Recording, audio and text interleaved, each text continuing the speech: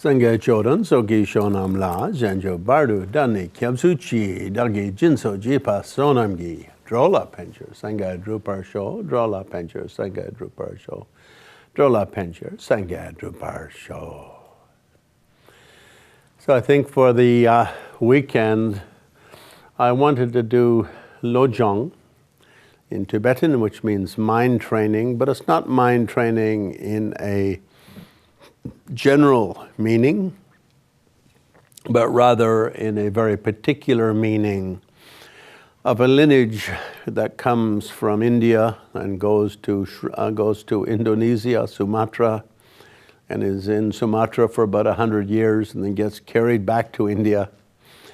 At that time, Sumatra, Indonesia, Sarvana Dvip, it was known in the old days, was one of the richest countries in the Buddhist world, with thousands of Buddhist temples. And if you go through Java and Sumatra today, you still find remnants of many of them. But anyway, very precious lineage that was considered the quintessence of the essence of the teachings coming from Nagarjuna and Asanga, those two great Indian masters. As it's often stated, or in a kind of a traditional terminology, the profound lineage of the emptiness teaching or the infinity teaching, ultimate nature of mind teaching, something like that, or deeper truth teaching, which Buddha gave to Manjusri and comes down to Nagarjuna. And that's usually in painting shown on the left side of the Buddha, because the left is the female side and therefore the wisdom side. So it's kind of the wisdom, infinity nature of all things. And the other comes from Buddha to Maitreya and comes down to Asanga, the great, if any of you have been to the Ellora Ajanta caves in between, if you take the train from Bombay north through central of India, it's one of the great oldest Buddhist caves, greatest caves and oldest Buddhist caves that are still extant, with the paintings in them still somehow surviving the centuries. Asanga did 12-year retreat there and brought together the essence of all of it's called the Bodhisattva vast activities, literally chupacharya in Sanskrit, but doesn't really mean activities. It means kind of the dealing with to do with the conventional side of life, but really means becoming a superhero based on love and compassion. Out of love and compassion, how to become a Spider-Man or a Superman or a Superwoman or a cat girl. What other superheroes are there? But it has that kind of meaning, the methodology of becoming a bodhisattva. And those two lineages were combined with a great Indonesian master studying in India for many years, and he carried the lineage back to Indonesia. And the very famous Indian master Atisha is sort of the father of all the new schools of Tibetan Buddhism, the Kagyu and the Kadampas, the Sakyapas, the Shichepas, and all of the new schools from the Renaissance period of the 11th century. Atisha went to Indonesia, received it, brought it back to India, and brought it to Tibet. And it became the foundations of all schools of Tibetan Buddhism. So today, if you go to a Kagyu center, they'll teach Lojong. If you go to a Sakya center, they'll teach Lojong. Gelugpa Center, Lojong. Kadampa Center, Lojong. Nyingma Center, Lojong. So if we were to say one thing is the quintessence of Tibetan Buddhism as it exists today, we'd have to say the foundations of Lojong. Other aspects like the Tantric yogas and whatnot, we can find those in other countries. But because that lineage went, we can find Lojong up in all the Lama regions, you can say. wherever Tibetan Buddhism went. So Eastern Russia, Western China, all the Himalayan regions of India, Nepal, Bhutan, and so forth. It didn't go to China and didn't go to Korea or Japan, so those guys have to play catch up. As a result, many Korean and Japanese and Chinese monks travel to India every year to attend Lojong teachings from the Dalai Lama. And from other lamas, but Dalai Lama is sort of the shining star.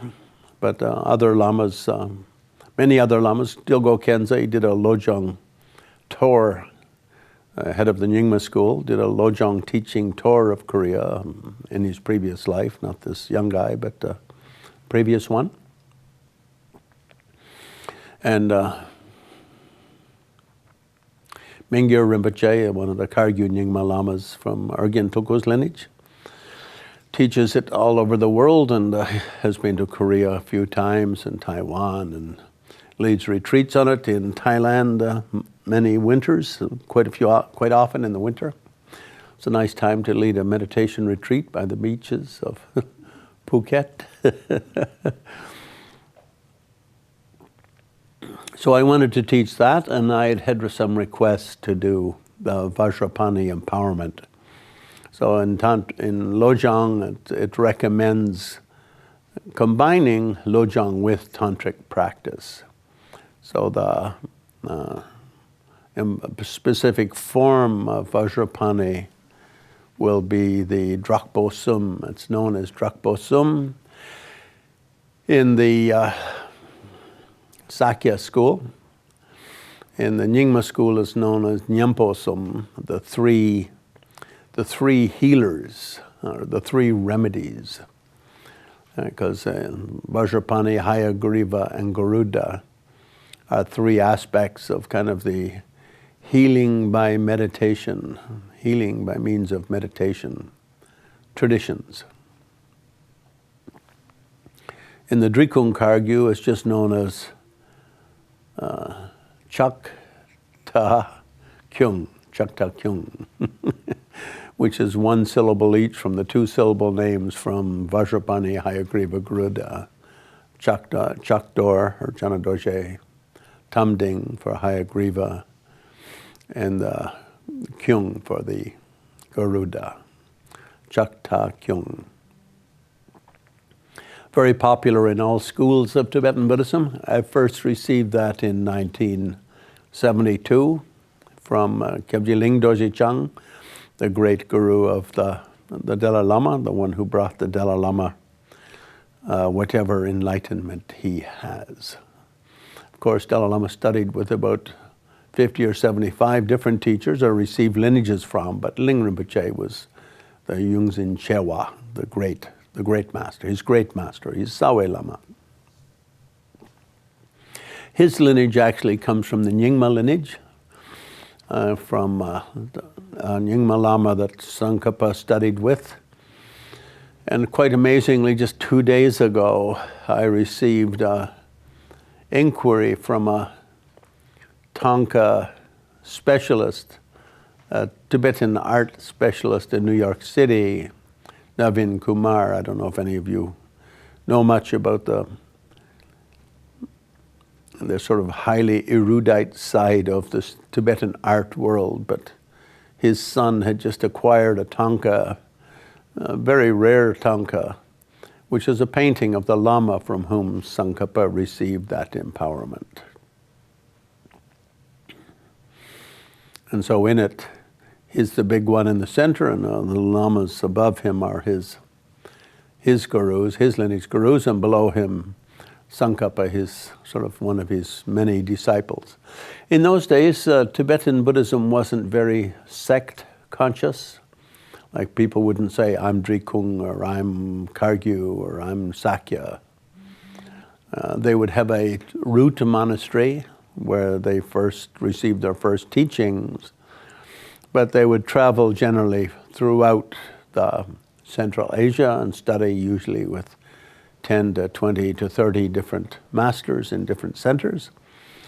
And in those days they had the expression Lama Rere Chuluk Rere. Every Lama is his own school because it was very diverse. And it remained like that in Tibet pretty much until the 18th century, I would say. After the 18th century, things became a little bit more sort of, I guess the monasteries became bigger. And so then once the student and the programs became more demanding, I think is really what happened. So it took 20 years to complete the course in your own monastery. So our hermitage or school, whatever it was. And after that, usually you go into retreats, so there wouldn't be so much diversification of input, you could say. But still, that expression remained, Lama Rere Chuluk Rere, every Lama his own school, because they would still study with at least 10 different masters, and usually from several different schools. So the way they put things together in terms of the lineages that they cherished would be individual to each. And I think it's a little bit like that today in the West with Western teachers. You know, Alan Wallace, for instance, likes to teach a lot of the basic Lojong teachings received from the Dalai Lama, and he likes to do teach the shamatha that he received from Genlam Rinpa, and he likes to teach Sogchan that he received from Gyaltse Rinpoche out in Oregon. And then he studied some Burmese, and he sort of patches that in there somehow. Stephen Batchelor does something like the same thing, and many of the Western teachers are a little bit the same in the sense of Lama Rere Chuluk Rere. But all those schools of Tibetan Buddhism used Lojong as the basis, so I wanted to experiment a little bit with that here in the Theosophical Society. I've been coming here for many, many years, and usually here I teach some of the higher teachings like Chud and so-called higher. I mean, things done on the foundation of Lojong. If you do those others without Lojong as the basis, you don't get any real benefit. It's a Tibetan way of thinking of it. It remains like a big castle built on sand or something like that. The first Dalai Lama, Sungbum, has two commentaries to the Lojong tradition. One that he wrote, and one that is notes to a public discourse that he gave, or when he taught the text that he wrote, I should say. And they're quite similar, but the oral one is a little more fluid in general, I suppose you would say. And so I think on the weekend I'll mostly refer to that if I refer to any text. Often when Tibetans teach, they like to put the text in go like this. They say there's 4 ways to teach. One is like word by word. And when I studied in Dharamsala for many years, quite a few of the teachings we'd attend would be word for word. That helped my understanding of Tibetan language, because the Lama would go ba-da-da-da-da-da-da. They call that teaching with the finger. Because they go ting, ting, ting, ting, like they'll give like 4 or 5 syllables and talk about them for maybe 2 days. And then ding, ding, ding, ding, ding, and talk about that for 15 minutes if they don't like that much so much. And so that's called the Sigtrel in Tibetan. And Duntrel is a kind of a, what do you call this, like a quintessential meaning, quintessential essence. So mostly I'll do that Duntrel. Another type is called a Nyunti in Tibetan, which means experiential. Pabanka, the guru of both Ling Rinpoche and Trijang Rinpoche, liked to teach like that. He'd say, and then when I did that meditation, it took me 3 days to get it. Then I went into the next point, and then he'll explain it, and he'll say, and well, that one took me 9 days. And so he'd explain it in very kind of personal ways. I won't do that. Otherwise you'll all think I'm bragging. I beat Pabanka on all those time limits. Took him 9 days. I got it in 8 days and 3/4, 8.9999.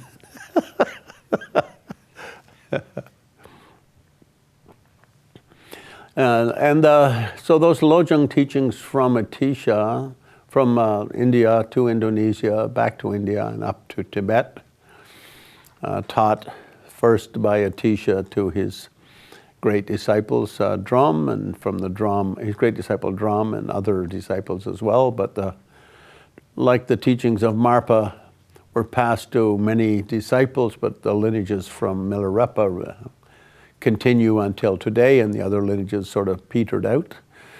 Atisha's lineages from Drum have come down, Lama Drum have come down. And so Lama Drum was a lay person, not a monk. And when I was a younger and more handsome, Tibetans used to call me Lama Drum. Because a lot of Tibetan thangkas have monks in them, but Atisha is always Lama Drum with long hair hanging down his shoulders, and either this kind of robe sometimes, or sometimes just just white like that, with maybe a little strip of black somewhere. And he passed to his main disciples, many, many disciples, but 500 or so, but the three greatest being known as the three Kadam brothers. They weren't actual brothers, but anyway, they're known by that name. And from that spread to all the other schools of Tibetan Buddhism. And I think whenever I go to Tibet, my favorite spot still of all the dozens and dozens of pilgrimage places I've visited in Tibet with the various tours I've led is Drak Yerpa Lari Ningbo, the Lari, the sacred mount, the essence of sacred mountains, or the heart of sacred mountains, Drak Yerpa, which is these days only about 2 hours by bus from Lhasa. In the old days by yak, I suppose it would be about a week or something like that, or 4 or 5 days. And I try to go there whenever I go to Tibet. Any of you like YouTube things? So one of the trips I made a little video on it called the Sacred Caves of Tara Mountain, because the whole mountain is shaped like Tara. You have to be really in a very psychedelic state of mind to see it, how it's shaped like Tara. It's in the same way that a Picasso painting kind of looks like a humanoid. It's like one eye out there and a knee over there and like a leg way back there somewhere. But if you look at it the way it's sort of described from a very particular angle, you can say, oh yes, there's her head and her knee and her arm and her shoulders. But if nobody pointed that out, you would have to be in a very mystical state of mind to notice it. But it's got some hundreds of caves, not only on it, but in the vicinity. And Atisha's cave is there, and Lama Drum's cave is there. Actually, Ed, what was the year you came? 2004.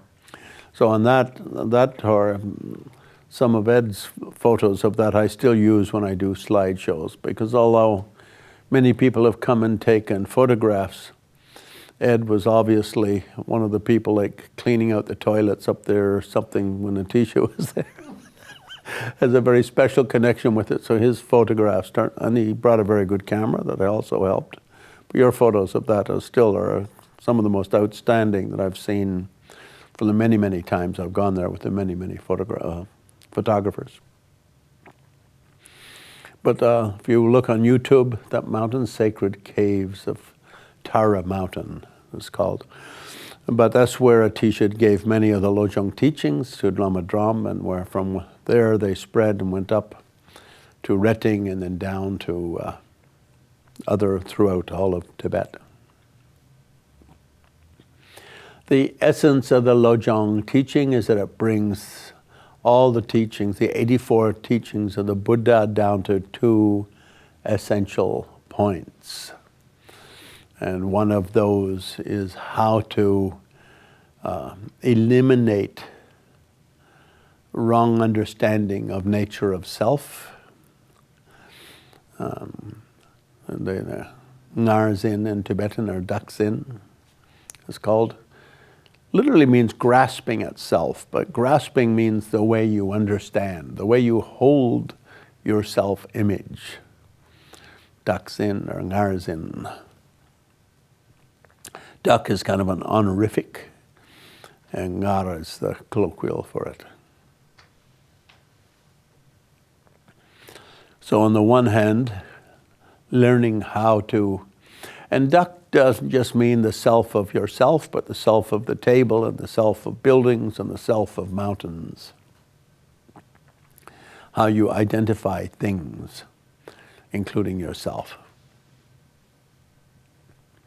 Of course, understanding the nature of oneself is the beginning point, but it includes all things, the Dak in that case. And the other is Chezen in Tibetan, which means something like self-cherishing, narcissism. And in the Lojong tradition, these two are considered to be the two greatest obstacles, obscuring happiness in this life and happiness and the achievement of enlightenment. If we can correctly understand nature of self and nature of being, who we are and what the heck is going on the one hand, and secondly, in doing so, if we can learn to develop universal love and compassion. So many people say Christ was really a closet Buddhist, although I'm not sure in Israel in those days if they had closets. But many of the Christ statements differ from Judaism in terms of those teachings of the Buddha, which are fundamental to the Lojong tradition.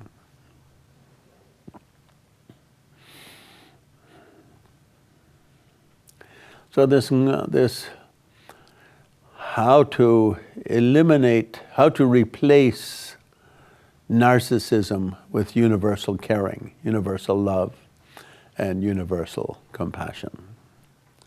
So those two points tend to be are often presented as the main points of the thrust towards enlightenment and the teachings of the Kadampa masters. In Tibet, the lineage was passed purely as oral tradition for the first generations. And it went to Gampopa, who, of course, used it as a foundation of Kagyu schools and remained in Kadampa, came into Gelugpa as the foundation of Gelugpa school, and later flowed into the Nyingma with Shabkar Rinpoche, the Lama Whitefoot.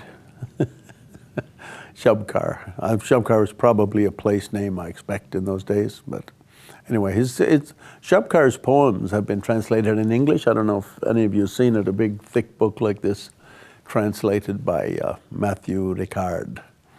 And he's often thought of as kind of the father of Nyingma the way it exists today, because he united many of those lineages on the basis of the traditional Nyingma approach and traditional Nyingma language. The main difference between the old schools and the new schools in Tibet, often it's said to be Ngagyur in Tibetan and Shigyur. Ngagyur means early translations, means the kind of language they use, and Shigyur meaning the later translations. In other words, everything before the 11th century was Nyingma, Ngagyur, early translation schools. Schools based on translations and transmissions prior to 1000, roughly, the year 1000 in our calendar. And Shigir being all the revised translations done in that time and the transmissions brought back into Tibet. So Nyingma like to call themselves the oldest Buddhists in Tibet, and the Kagyu Nyingmas think of themselves as the more authentic. The new schools are the more authentic in that they think their language is much better. Basically because the early translations were into a Tibetan linguistic environment in which Buddhist knowledge of Buddhism was very new. So if it was like it today, it's say the way Buddhism was translated 100 years ago by, the Christian missionaries and stuff like that, compared to how it's translated today by brilliant people like myself.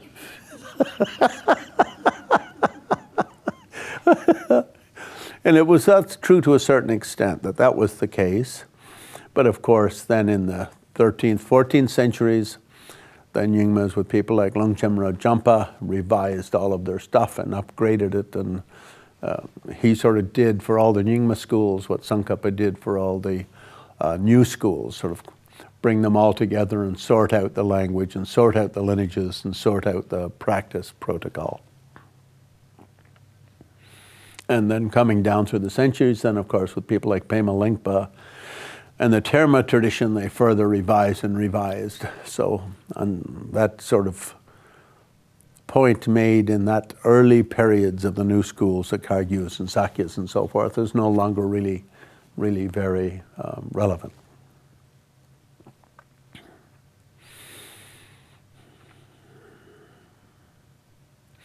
Lojong is specific in that in Tibet it was often taught as a practice tradition, so not as a public teaching tradition. And so people, if you wanted to do a Lojong, you would study it. Originally, in the early days, you would get a teaching and then go do a retreat, then go and meditate on that for 1 week, 2 weeks, something like that. And then get the next teaching and do that for a week or two. And that would go on for a couple of years. Would you get like a 1 hour teaching once every week or 2 or 3 over a period of a few years? And that would be the way you trained in the tradition. And that sort of continued in some small circles. But today it's much more common that a Dalai Lama or a Dilgo Khyentse or a Drikung Rinpoche or any Lama holding the lineage will teach the whole thing in a few days. And then it's up to the listener to try to sort out how to do the practice. Usually in consultation with your meditation teacher or your local teacher, if you want to say something like that. The way most Tibetan Buddhist schools work is they're sort of the great lineage holders, and getting the lineage from them. Someone like Dalai Lama is considered a special blessing. And then the way you practice is under sort of an accomplished master. So like in Drikung, for instance, everyone would like to get the teaching from Drikung Chitsang Rinpoche, because he's the sort of the main lineage holder alive today in that school. But then they'd do the actual meditation training under this Kempo or that Kempo or this Khenchen or that Khenchen. Someone trained in the tradition, but who does not carry the full blessing of the school, you could say, in the way they traditionally think of these things in Asia. As one of my monk friends once put it, when someone said that some Lama was teaching emptiness, and another Lama said, "Wow, that guy's teaching is like even as good as the Dalai Lama's." And this friend of mine said to me, "Actually, a cough from the Dalai Lama is better than any of the teachings I've heard from him.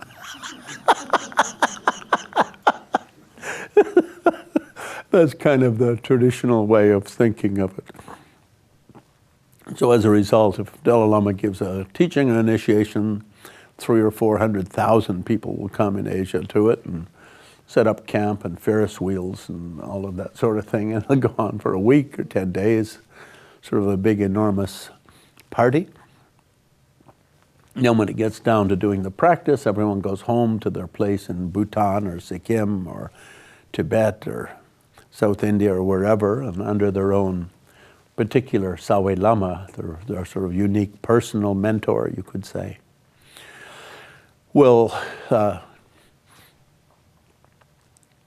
take up the training in the step-by-step way of integrating the practice. So this weekend we'll try to look at some essential meditation techniques that are core to the lineage, and hopefully 2 or 3 of you will achieve complete enlightenment. 3 or 4 more will get halfway there. The rest of you will go to hell through mistaken practice, but you'll get out and achieve enlightenment much faster than all the rest of the people in the Chicago area. In Buddhism, hell is just a temporary kind of, what do you call, diversion from the path to enlightenment. So once when one of my lamas, this very sort of unique initiation was being given, and I said to him, "Oh, I don't know, I'd love to get that empowerment, but I'm a little nervous about keeping the practice up well." He said, "Oh, don't worry about it. If you get the initiation and go to hell, you'll still achieve enlightenment much faster than almost anyone else, just through the blessing of that. You'll only be there for a few thousand years, and then you'll pop back out." A little bit like the old Rasputin Russian church thing, where you have to have a little bit of negativity going, a little bit of failure going on in your life in order to bump start yourself, to realize that you have to like really kick start yourself into the right direction. Anyway, no, nobody here will go to hell, don't worry about it. Anyone who has the good karma to meet a great master such as me is destined to go from high to higher. I've outlived maybe, I don't know, 100 of my students so far. And until now, not one of them has gone to hell. We're still waiting for the first. It could be you if you try. Okay, I think we'll take a tea break here and come back and go a little bit further. I don't want to do very much tonight because half a dozen people can't come until tomorrow. And so we'll just do, when we come back, we'll do a little bit more introduction and then do a brief meditation.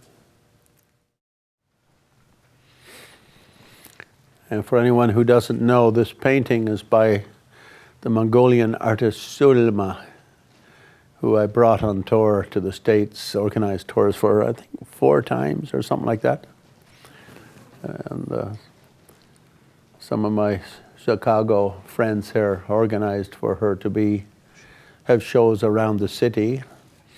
Stephanie helped, and Marianne, I don't know if anyone knows her, but in Evanston, what's the name of the university? Northwestern. Yeah, so every year they have some sort of Buddhist women's conference so they brought her up to show during that Buddhist women's conference. I showed them in Tibet House in New York and Buffalo Civic Center and Atlanta and Tampa. And this is her only painting that's left. All the others have sold.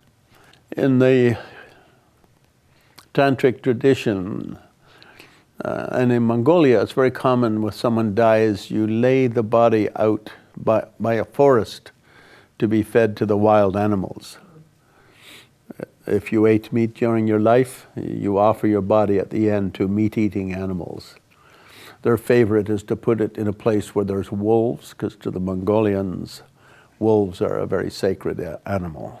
That's they say the three great predators on the planet are humans, wolves, and eagles. In that order? They're equal. Not like one is more of a predator in their mind, in the traditional Mongolian shaman mind. So for instance, when I went to Mongolia first and I was working with the chief curator at the National Museum, he was 79 and we became very good friends, and 3 years later, when he passed away, his family invited me to come and do the sort of death funeral rites, or whatever you call them, the bardo rituals, afterlife rituals. And they pointed out that he had left it in his will that his body should be thrown on the back of a truck and carried to the mountain near his birthplace and put near the forest and offered to the local wolves, because he was a wolf man. Tibetans like to offer their bodies to the birds. They're very famous, and I think that's because they're influenced a little bit by the Farsi tradition from Iran. And the Farsis of Iran used to have demarked places where they'd put the bodies for offering to birds. They didn't like dogs and tigers and stuff like that eating. But in India, the Indians used to lie bodies by forests as well. They had what they called the durtra in Tibetan, often translated as graveyards, but they're really charnel grounds. Where are you from? I'm from India. And yeah. So they had what they called the 8 great charnel grounds. And to have your body offered to the wild animals in one of those 8 was considered very, very, very fantabulous. And one of those 8 is just outside of Bodh Gaya, where Nagarjuna had his meditation cave for his 12-year retreat. And when I was there, the first time I went there, you could rent an elephant by the day. You had to feed it. That added a little extra to the cost. But you could get on the elephant and ride there in about 2 hours. They move very slowly, but with very big steps. And for those long walks in the sun, it's quite an amazing way to visit a Nagarjuna cave. But there's the 8 great, and in many of the Tibetan mandalas, Yamataka and Chakrasambhara, you see these around the outside of the mandala, these 8 great charnel grounds. So this, I think, is meant to be that, and in fact, it might also just be the practice of chud. So this artist was part of a chud practice circle in Mongolia for many years.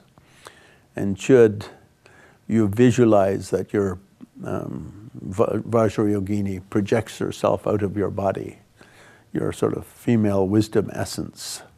So whether you're male or female, you see yourself as Vajrayogini coming out like that. And she takes her fish knife, flaying knife, and clips off the top of your head and holds it upside down, and then chops you up and throws you all in there. And through the power of wisdom of emptiness, you melt all your body, and it becomes pure nectar, universal healing nectar.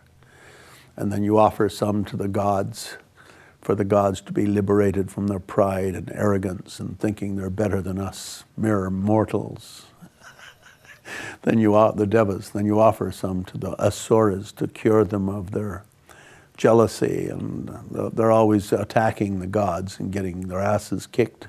A little bit like America and Canada. You guys have invaded us 3 times, and 3 times we've kicked your asses and you've had to run back. The 3rd time, we burned down your White House, and you're still like... Anyway, I think since then you got the message. You've made it serious. So the asuras are like that, always running around the world, like, making like mischief with the devas. So you offer some of your body to them, and then you think all the humans, some are suffering from poverty and starvation and this problem and that problem, so you throw out some of the nectar for them and all humans become happy. And then there's like the animals. They also have their problems, heat and cold and eating each other and stuff like that. So throw them a little bit of your body and they all start behaving much better. A much more polite animal here and there. And then the ghosts who suffer from hunger and thirst and fear and so on, so throw some to them. Then the beings caught in the temporary hells on their transit sort of die a little bit, what do you call, detouring from the normal bardo process, fall into one of those violent mind states and stuck there. So you throw some of your body to them and they suddenly wise up and die in the hells and are reborn as higher forms. So it also represents that practice. So let's see, I made a printout of a little guru yoga practice. And the first Dalai Lama's sadhana commentary uses Amitabha Buddha. And the guru yoga is the foundation of every practice in every school of Tibetan Buddhism. And yoga here means connecting to the guru. And as I often mention, there's 4 levels of that. The first is the guru, that is the ultimate nature of one's own mind.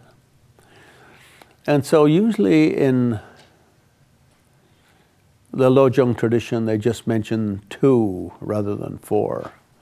The ultimate nature of one's own mind, and then one's teachers who help one to get to an understanding of the ultimate nature of one's own mind.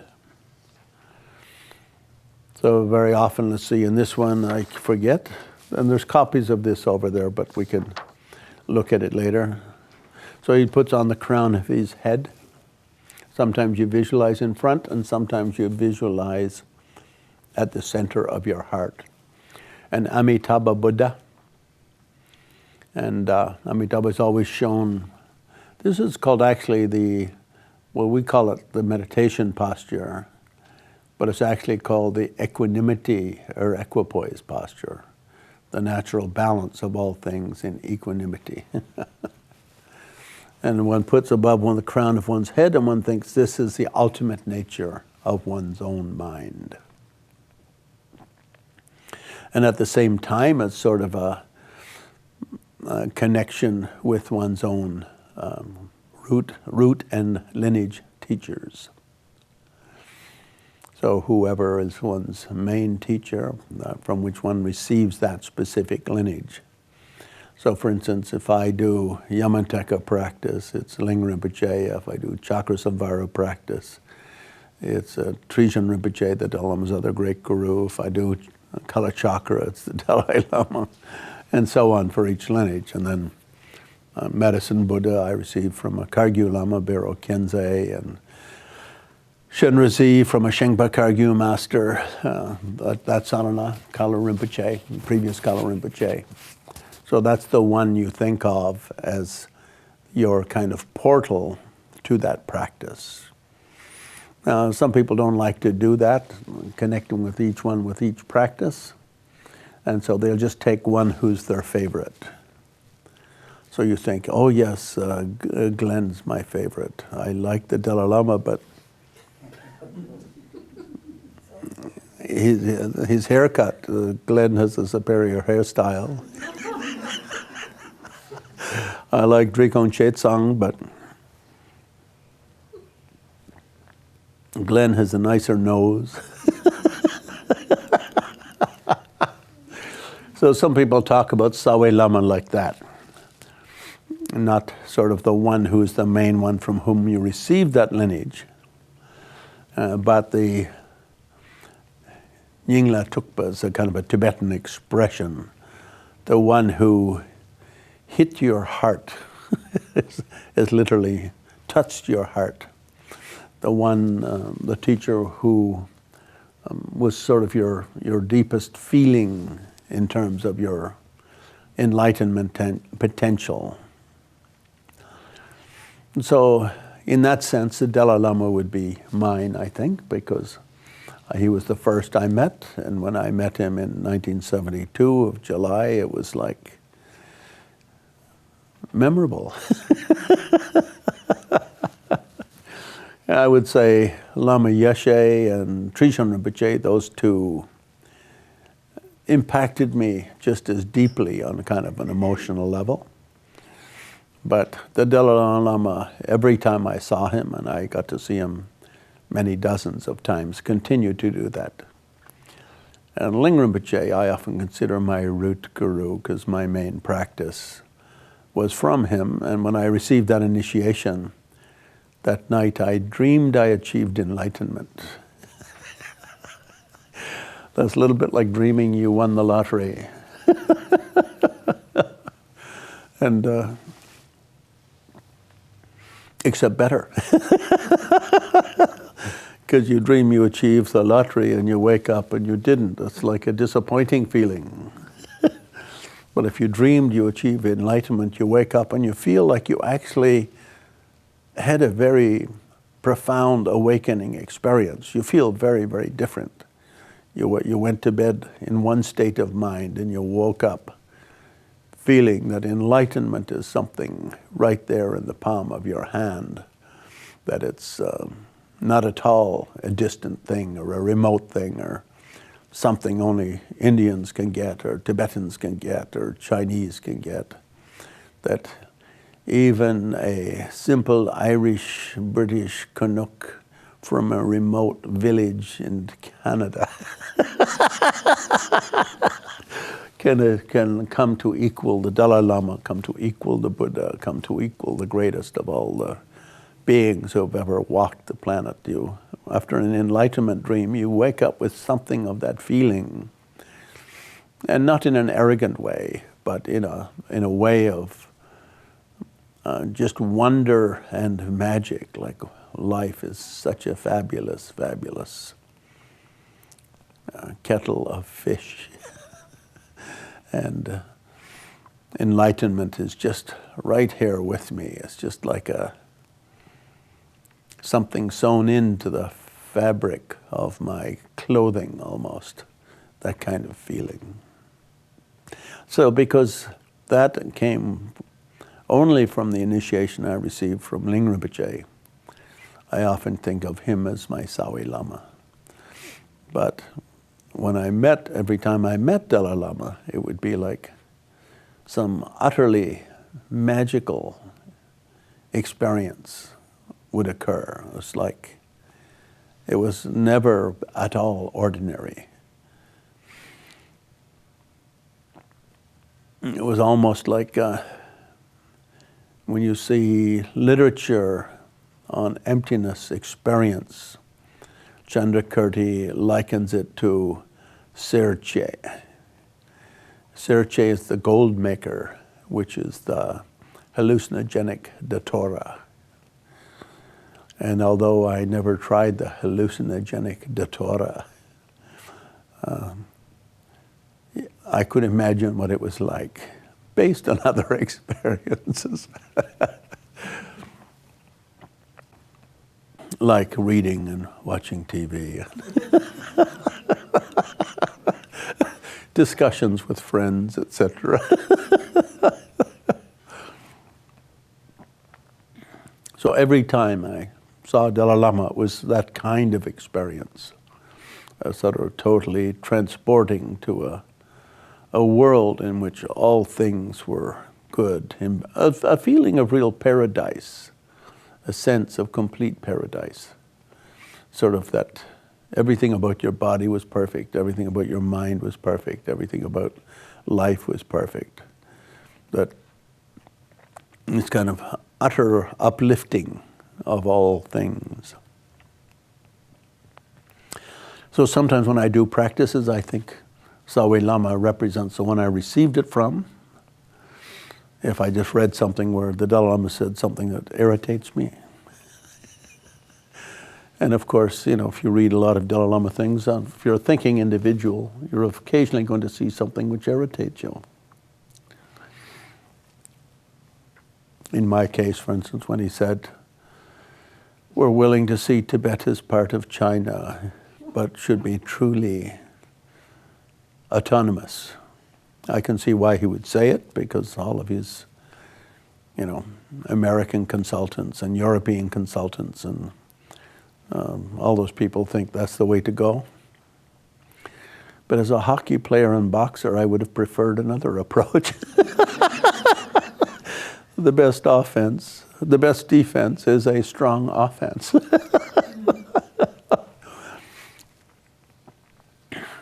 But anyway, so we think of the Amitabha Buddha on our head as ultimate nature of our own mind, and also a kind of the portal through which all the teachings and instructions and practices that we receive from our lamas, our gurus, can actually hit home. Otherwise, it's very easy for transmissions to remain mere intellectual activity, just remain on the surface and not hit deep into our inner essence. Otherwise, in the Mahamudra tradition, they add two more to the guru, and one is the Nyungwe Lama, the guru, which is our own experience. So the ultimate nature of our own mind, and then you could say the day-to-day conscious presence in our life. Ultimate nature of our own mind tends to be a little bit secret for most people. It's like, well, I know I have an ultimate nature probably, but where is it? What is it? Semgi Neluk in Tibetan. Semgi Rangshin. And in this term, it's Rangshingi Lama. Whereas our own experience, we can see how our own experience, our conscious presence in our own experience, is our guru. In other words, through the decisions we make moment by moment with each passing breath, our life takes the form it takes. And I was recently teaching in Philadelphia last weekend. When we went for the tea break on the way back, there was a little book there by the great mindfulness teacher, Joseph Goldstein, one of the foremost Jubus, as the Jewish Buddhists call themselves. We're the Bujus. They even got together, all the Jubus, and did a book called The Jew in the Lotus.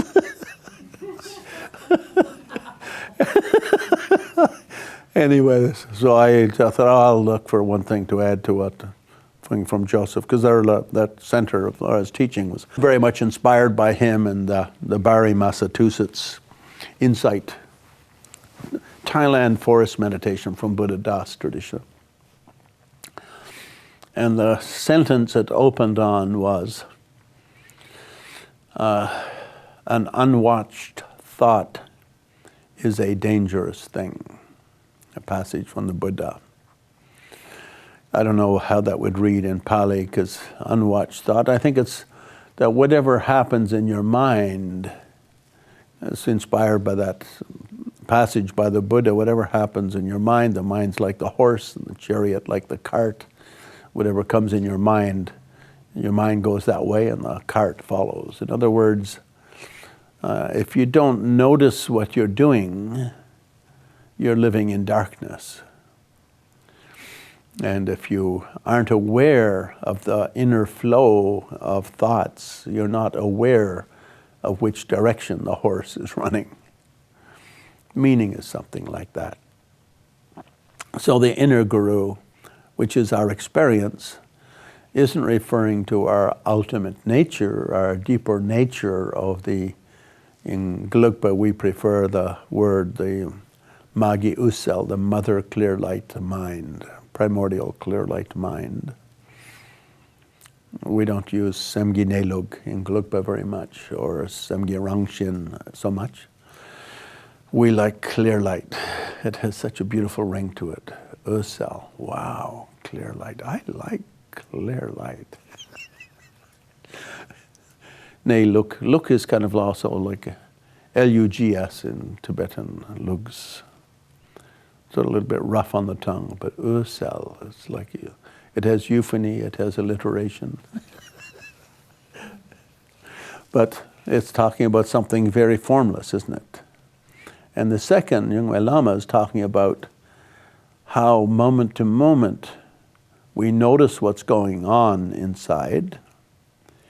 We notice how what's going on inside eventually finds its way to the surface and gives expression in our outer life through words or through deeds. And if we have unwatched thoughts, then those basically lead us wherever they're going. We have nothing to say about it. And in that context, the Tibetan terms are being under their power or being guided by wisdom. We fall under the power of the darkness of not knowing. In other words, this something driving the horse that we're not even aware of. Like, for instance, some years ago, my sister from Canada phoned up a little bit distraught because her friend wanted to buy a horse and would only buy a horse if two of her friends bought horses. And so she and her husband had the deal that they would only spend over $100 on something if both agreed, and he didn't agree. I think that's a sensible deal to have. But occasionally, you have to question it. And so anyway, she was all upset. And the lady would only buy it if the three of them bought it, because horses like to be together. They're like humanoids. You know, if you put 3 or 4 in one room, they're much happier. I think one of the big problems for all the mania of America is we give people too many rooms. When I went to India, the family I rented a room from, 3 rooms from, they had one big room upstairs and they rented out the 3 rooms downstairs, and I took all of them. And they had 8 of them sleeping in the upstairs rooms. And it's like, they did not, and then there was a Buddhist nun, American Buddhist nun, the little hut house out in the middle of the field, and she rented that. And I said, how is it possible? You can just sleep in one room by yourself. For us, with all 8, actually there were 9 kids and the parents, so 11 of them all told. But I think the one of them was off in the army, so. For us, if we are not all in the same room at night, we cannot sleep well. So anyway, the horses are like that. So I bought that horse for my sister. It wasn't terribly expensive. And the husband got irritated. And then about 2 or 3 years later, because he thought, you know, that's like trumping their house principal on over $100 expense. And then maybe 5 years later, she was riding and a bee got under the saddle. And so the horse started jumping and she was thrown off. So an unwatched thought is like that. Is that a long story to get down to an unwatched thought?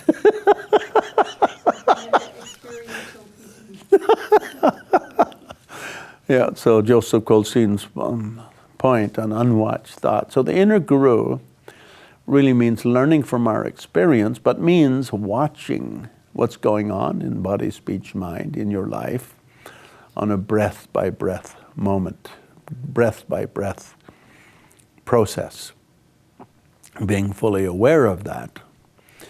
And then in that way, each moment is maximized in terms of your ability to drive the horse of your mind, and you're sitting in the cart.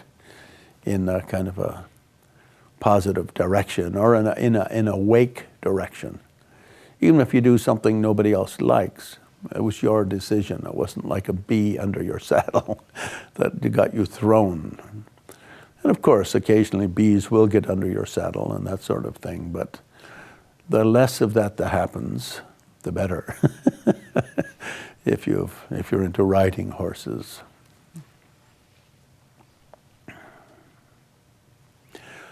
And of the four, the other one is Kagi Lama, which means our spiritual training, our spiritual knowledge.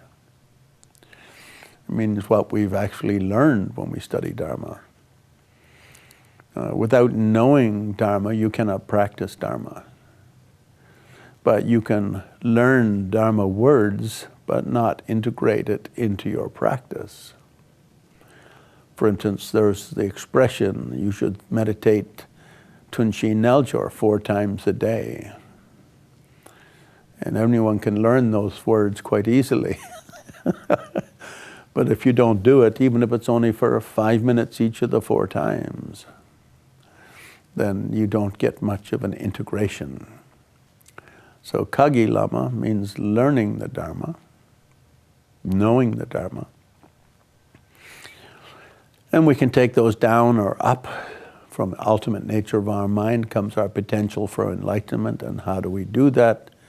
By integrating, working towards understanding that ultimate nature by means of conventional experience.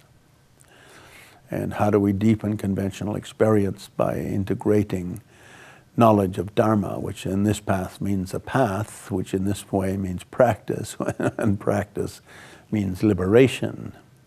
Liberation means mindfulness or awareness. And how do we do that? By training under a qualified master or mistress. Or should we say master and masteress.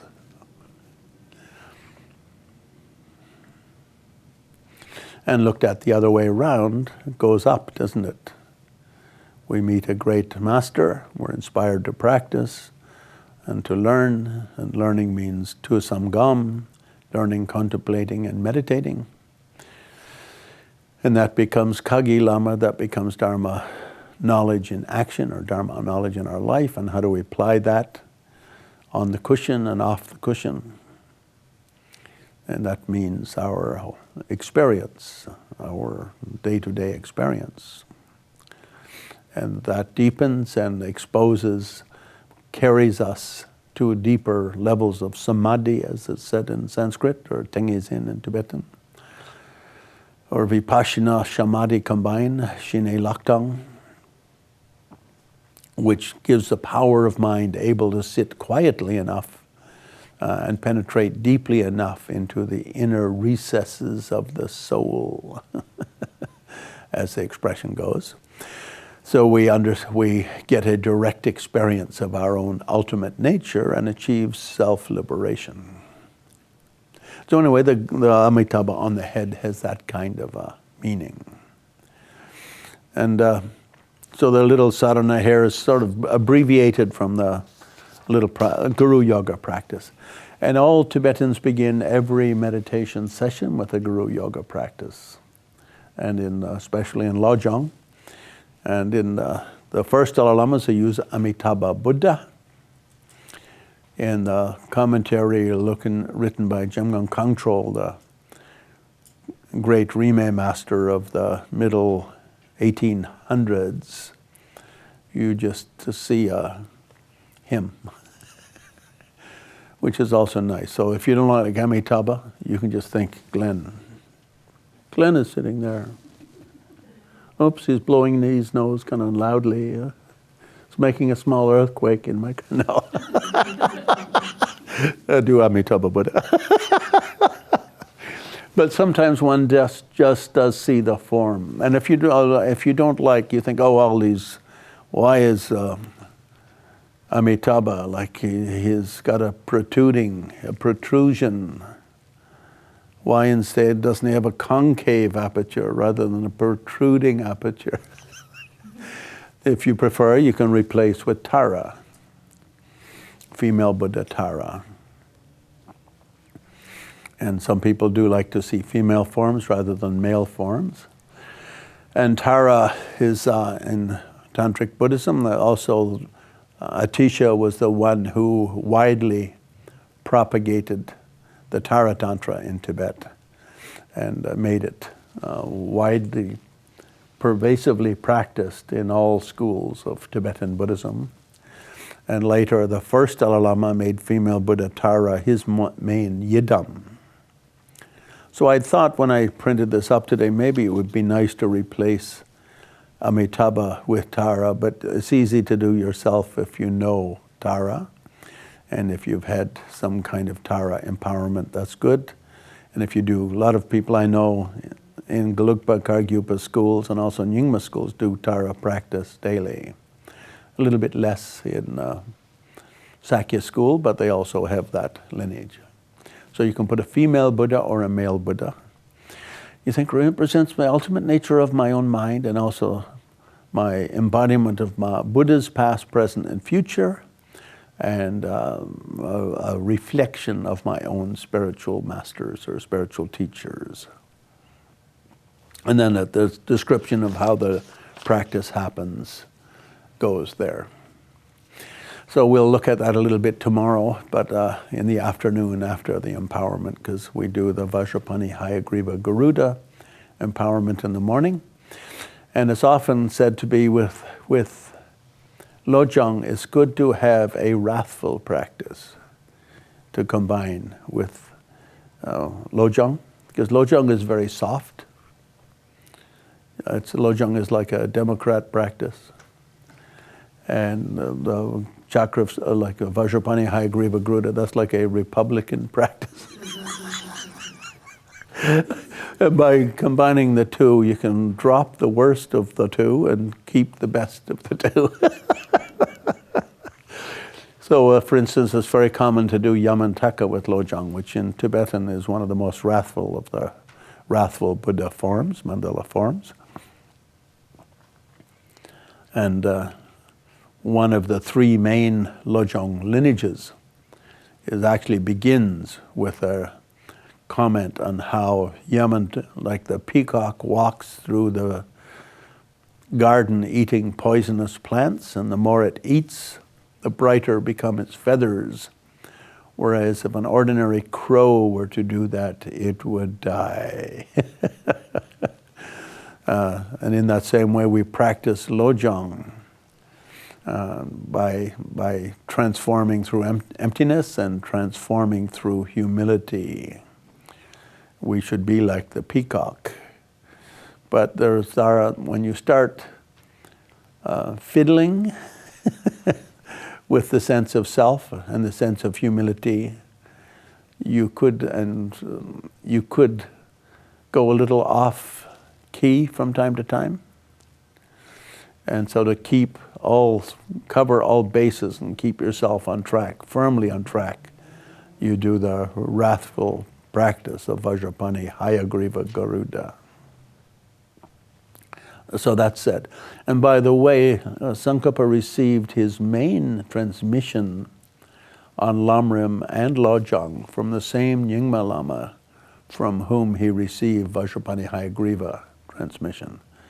And so it's kind of, he received those same teachings from many other people as well, but it's kind of interesting that Nyingma Lama emphasized the combination of Lojong with the Vajrapani Hayagriva Garuda practice. And I was very amazed just that someone from New York, one of the great antique dealers in the country of Asian arts, just happened to send me this copy of the painting 2 or 3 days ago and asked me for my comments on it. So I thought that's an auspicious omen.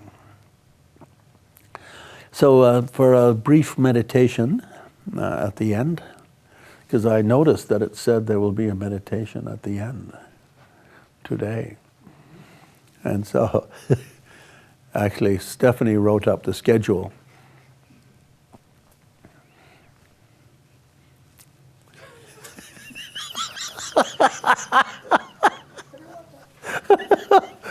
So let's, for a brief meditation, let's just have a sense of our body as being very light.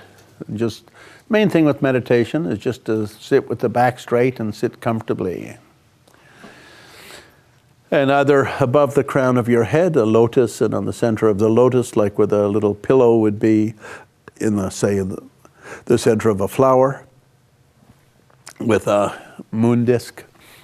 And sometimes they'll put a sun on top of that to represent male and female together, sometimes just the moon disk. And on top of that, the little Amitabha Buddha, about this size. And if you prefer, if you do Tara practice regularly, rather than use Amitabha, use Tara. And so it's like a little Buddha is sitting above your head. And you think this is the ultimate nature of my own mind, and it's also the embodiment of enlightened beings past, present, and future. And it's also the reflection, like the moon reflected in water, of my own gurus. And then from this, lights go out from the heart of that Buddha. Lights go out and fill your body and completely arouse your awakening nature.